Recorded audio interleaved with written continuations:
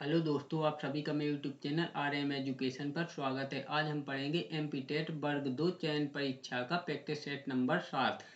और मैं अपने इस यूट्यूब चैनल पर सभी गवर्नमेंट जॉब के इसी प्रकार से तैयार प्रैक्टिस सेट आप लोगों को इसी चैनल पर उपलब्ध करवाता हूँ। जितनी भी गवर्नमेंट जॉब से संबंधित नई नई अपडेट आती हैं उन सभी की जानकारी भी आप लोगों को इसी चैनल पर उपलब्ध करवाता हूँ। तो अगर यह वीडियो आपको पसंद आता हो तो वीडियो को लाइक करें और चैनल को सब्सक्राइब करें प्रतिदिन ऐसे ही नए नए प्रैक्टिस सेट और सभी गवर्नमेंट जॉब की अपडेट पाने के लिए। तो चलिए आज का हमारा एमपी टेट वर्ग 2 की चयन परीक्षा का प्रैक्टिस सेट नंबर 7 स्टार्ट करते हैं। तो क्वेश्चन नंबर पहला, किसी तत्व के समस्थानिकों के बीच अंतर किनकी भिन्न संख्या की उपस्थिति के कारण होता है?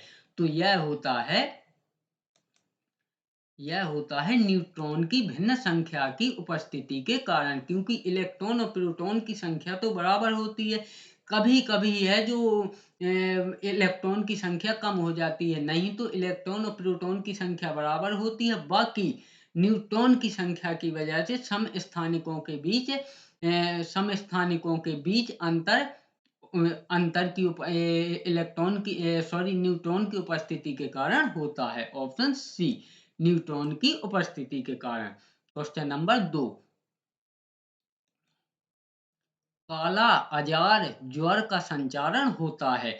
तो काला अजार ज्वर का संचारण होता है सिकता मक्खी के काटने से। ऑप्शन सी, सिकता मक्खी के काटने से।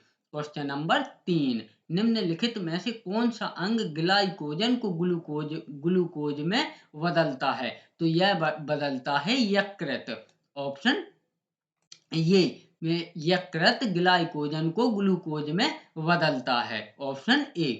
क्वेश्चन नंबर 4, निम्न में से कौन सा आभासी बल है? तो इसमें अपकेंद्री बल एक आभासी बल है। ऑप्शन बी, अपकेंद्री बल। क्वेश्चन नंबर 5, एक समान गति वाला पिंड पिंड त्वरित नहीं होता है। ऑप्शन ए, एक समान गति वाला पिंड त्वरित नहीं होता है। ऑप्शन ए, त्वरित नहीं होता है। क्वेश्चन नंबर 6, यदि किसी प्रतिरोधक तार को लंबा किया जाए तो उसका प्रतिरोध बढ़ता है, यानी कि अगर किसी तार को हम लंबा कर दें तो उसका प्रतिरोध है वह बढ़ता है। Option B. क्वेश्चन नंबर 7, प्रत्यावर्ती धारा को दिष्ट धारा में बदला जाता है। तो इसे बदला जाता है दिष्टकारी द्वारा।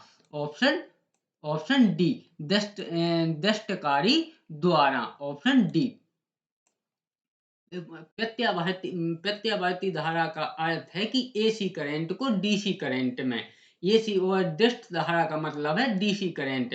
प्रत्यावर्ती धारा का मतलब होता है एसी करंट, यानी कि अल्टरनेटिव करंट। और दिष्ट धारा का अर्थ होता है कि डायरेक्ट करंट। तो इसको है जो एसी करंट को डीसी करंट में बदला जाता है वह बदला जाता है दिष्टकारी द्वारा, या इंग्लिश में कहें तो रेक्टिफायर द्वारा।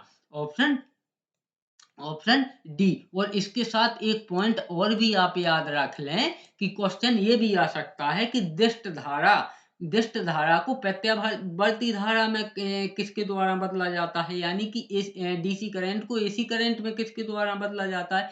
तो वह बदला जाता है इन्वर्टर द्वारा। तो ये दोनों पॉइंट आप याद रखें। फिलहाल इसका जो आंसर होगा वह होगा ऑप्शन डी, दिष्टकारी या रेक्टिफायर द्वारा। क्वेश्चन नंबर 8, सबसे अधिक अपवर्तनांक वाला आंख का अंग है। तो सबसे अधिक अपवर्तनांक वाला आंख का अंग है lens. Option B, lens. Question number 9, गुरुत्वाकर्षण नियम की परिभाषा किसने दी थी? तो गुरुत्वाकर्षण नियम की परिभाषा न्यूटन ने दी थी। तो ये तो आप सभी को पता होगा। ऑप्शन बी, न्यूटन ने। क्वेश्चन नंबर 10, जब बर्फ को 0 डिग्री सेल्सियस से 10 डिग्री सेल्सियस तक गर्म किया जाता है तो जल का आयतन पहले बढ़ता है और उसके बाद कम होता है। ऑप्शन बी, यानी कि अगर हम बर्फ को 0 डिग्री सेल्सियस से 10 डिग्री सेल्सियस तक गर्म करें तो 0 डिग्री सेल्सियस से 4 डिग्री सेल्सियस तक तो उसका जो आयतन है वह बढ़ेगा, उसके बाद कम होगा। यानी कि जैसे ही 4 डिग्री सेल्सियस से ऊपर पहुंचेगा तो कम होता जाएगा। ऑप्शन बी, पहले बढ़ता है और उसके बाद कम होता है। क्वेश्चन नंबर 11, डेसिबल का प्रयोग किसकी तीव्रता मापने के लिए किया जाता है? तो ये तो आप सभी को पता होगा कि डेसिबल यानी कि डीबी, डीबी का प्रयोग ध्वनि की तीव्रता मापने के लिए किया जाता है। Option C. क्वेश्चन नंबर 12, इंद्रधनुष में होता है, गलत कथन का चयन करें। तो पृथ्वी की ओर इसके सबसे अंदर के रंग के रूप में बैंगनी प्रकाश होता है, बिल्कुल सही है। ऑप्शन बी, पृथ्वी की ओर इसका वक्रता झुकाव, ये भी सही है। आकाश की ओर इसके सबसे बाह्य रंग के रूप में लाल प्रकाश होता है, ये भी सही है। ऑप्शन डी, पृथ्वी की ओर इसके सबसे अंदर के रंग के रूप में लाल प्रकाश होता है, नहीं, क्योंकि सबसे अंदर की ओर बैंगनी प्रकाश होता है, ना कि लाल प्रकाश। तो यह कथन असत्य है। तो हमारा आंसर भी यही हो जाएगा, ऑप्शन डी, क्योंकि इसमें असत्य कथन को छांटना था। क्वेश्चन नंबर 13, निर्वात में सैटेलाइट उपग्रह, तो निर्वात में सैटेलाइट उपग्रह गुरुत्वाकर्षण क्षेत्र से ऊर्जा उत्पन्न करता है, यानी कि जिसका वो चक्कर लगाता है, यानी कि निर्वात में कोई वायुमंडल या कोई हवा या कुछ तो होता नहीं है, तो वहां जो गुरुत्वाकर्षण क्षेत्र है उसी से ऊर्जा उत्पन्न करता है।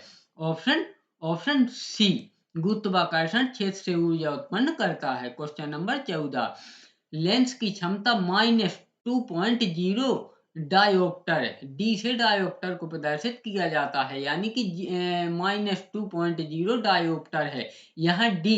यहाँ डी है, तो जैसे कि मैंने पहले ही आंसर बता दिया है, तो यहाँ होगा डायोप्टर। ऑप्शन डी होगा डायोप्टर, यानी कि लेंस की क्षमता को डायोप्टर द्वारा प्रदर्शित किया जाता है। क्वेश्चन नंबर 15, मानव की विद्युत ऊर्जा का सबसे पुराना रूप है। तो मानव की विद्युत ऊर्जा का सबसे पुराना रूप है सौर ऊर्जा, यानी कि सबसे पहले मानव ने सौर ऊर्जा का प्रयोग करना सीखा, यानी कि जब आदि मानव काल में था तो उससे धूप की वजह से वो अपने आप को सेंक भी सकता था, ठंडी से भी बचा सकता था। तो सबसे सबसे विद्युत ऊर्जा का सबसे पुराना स्रोत है वह है सौर ऊर्जा। Option C. Question number 16, cycle के पहिए में प्रयुक्त अरे बढ़ाती हैं उसका, तो साइकिल के पहिए में प्रयुक्त अरे उसका जड़त्व आघूर्ण बढ़ाती हैं। ऑप्शन ए, जड़त्व आघूर्ण। Option A. क्वेश्चन नंबर 17, जब हम भूमध्य रेखा से उत्तरी ध्रुव की ओर जाते हैं तो जी गुरुत्वाकर्षण का त्वरण कैसा हो जाता है?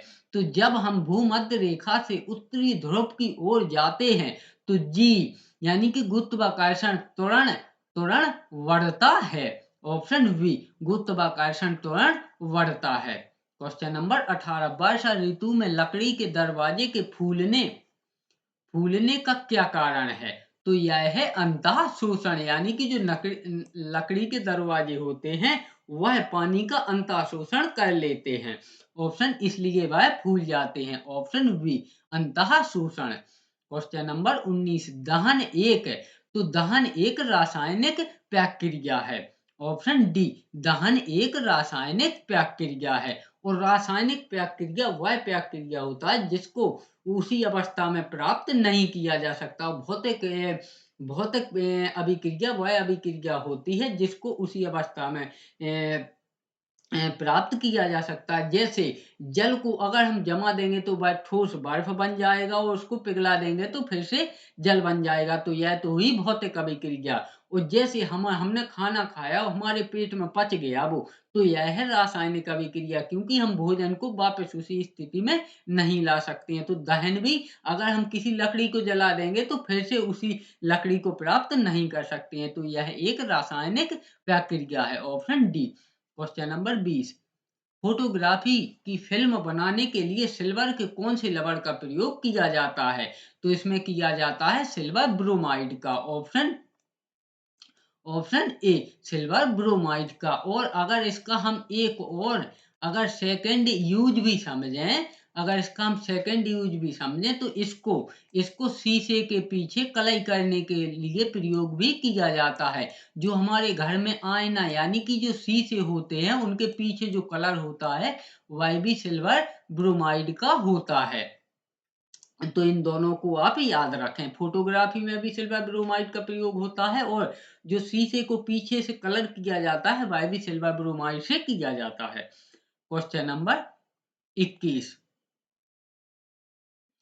मिल्क ऑफ मैग्नीशिया एक निलंबन है। तो मिल्क ऑफ मैग्नीशिया एक निलंबन है मैग्नीशियम हाइड्रोक्साइड का। ऑप्शन सी मैग्नीशियम हाइड्रोक्साइड का। और अगर शुद्ध देहाती भाषा में हम इसका नाम समझें तो यह जो हम इनो पीते हैं उसी को मिल्क ऑफ मैग्नीशिया या मैग्नीशियम हाइड्रोक्साइड कहते हैं। क्योंकि जैसे ही हम इसको पीते हैं तो हमारे पेट में जो हाइड्रोक्लोरिक अम्ल होता है उससे यह अभिक्रिया करके उसको जल में बदल देता है और हमारे पेट की एसिडिटी खत्म कर देता है। क्योंकि जो हमारा पेट है यह हाइड्रोक्लोरिक अम्ल रिलीज करता है और जैसे ही उसकी मात्रा ज्यादा बढ़ती है तो हमें पेट में थोड़ी सी दिक्कत आने लगती है। तो जब हम इनो पी लेते हैं यानी कि मिल्क ऑफ मैग्नीशिया पी लेते हैं तो यह होता है जो क्षारीय होता है और पेट में हाइड्रोक्लोरिक अम्ल होता है। तो अम्ल और क्षार दोनों अभिक्रिया करके यह जल का यानी कि लवण का निर्माण कर देते हैं और हमारा पेट सही हो जाता है। ऑप्शन सी।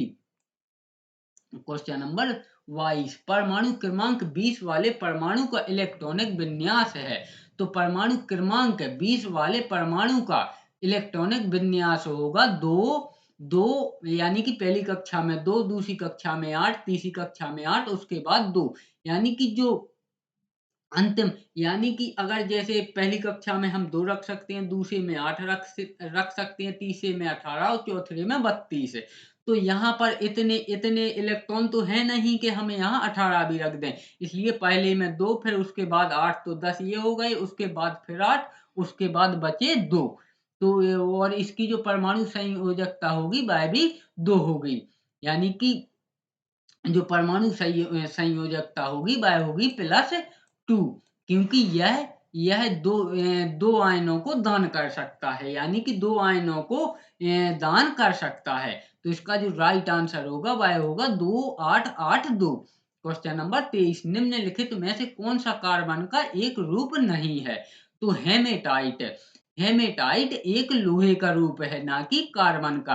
बाकी काजल भी कार्बन का रूप है, ग्रेफाइट भी कार्बन का रूप है और चारकोल भी कार्बन का रूप है, लेकिन हेमेटाइट एक लोहे का रूप है। तो इसका जो राइट आंसर है वह है option C hematite. Question number 24 है। निम्न में से विषम चक्रीय यौगिक का उदाहरण कौन सा है? तो इसमें इसमें विषम चक्रीय यौगिक का उदाहरण है purine. Option D purine. Option D. Question number 25 है। कॉस्मेटिक पाउडर किससे तैयार किया जाता है?